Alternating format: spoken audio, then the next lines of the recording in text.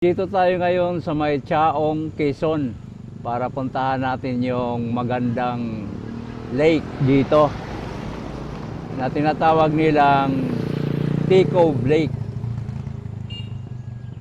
Madali lang naman ito puntahan, guys. I-type mo lang sa inyong Google Map na T-Cove Lake. Dadalhin na kayo dito.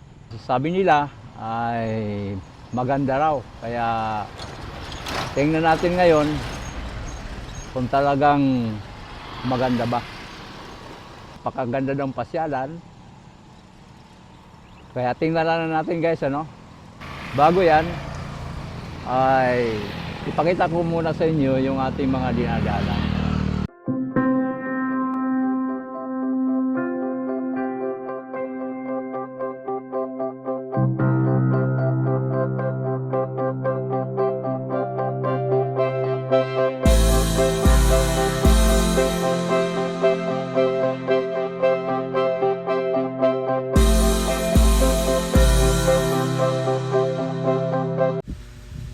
Ito, sundan na natin yung araw. Nakalagay T-Cove Lake this way. So ito yung madadaanan natin, guys, ano, papasok ng lake. Dito yan sa may Chaong.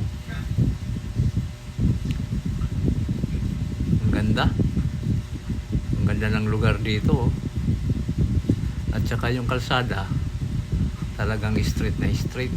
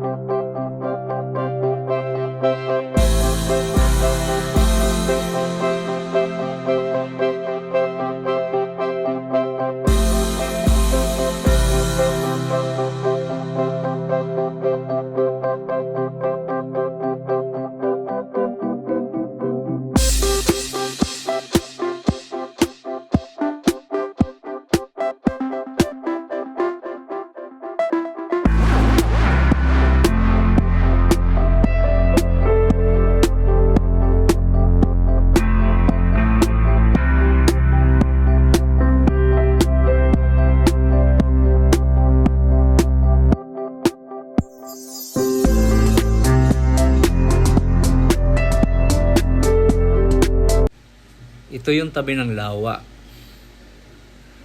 Ikutin muna natin, mga dol. Dito, guys, pag wala kang drone, hindi mo gaano makita ang lake. Kasi kung yun napapansin, guys, ay natakpan siya ng mga kahoy sa tabi. Masarap dito mag-jogging sa umaga. Sa hapon, mag-bike, masarap dito. Pero kung wala kang drone, hindi mo ma-enjoy ang lake kasi hindi mo makita. Kung yun napapansin, ayan, o, yung sa tabi na yan, yan yung mga kahoy na nakaharang sa bunganga ng lake. Kaya iikutin muna natin yung lake. May kalsada yan paikot. Makikita natin yan sa video. Ayan, guys, oh. May kalsada yan, halos paikot.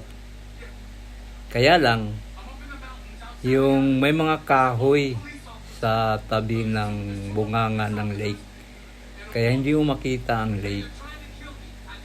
Hindi mo rin ma-enjoy pag wala kang dalang drone.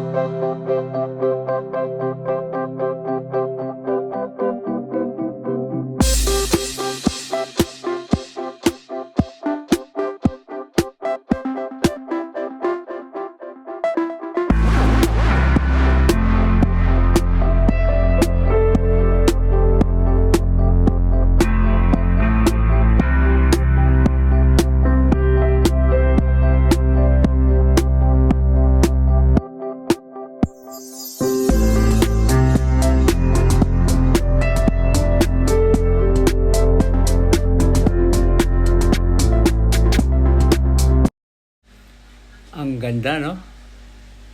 Kaya hindi talaga sayang ang ating pagpunta dito. Kaya salamat po sa inyong panunood, sa inyong pag-subscribe at pag-follow at like sa ating video. Maraming salamat po sa inyong lahat. Naway huwag kayong magsawa sa pagsuporta ng aking channel.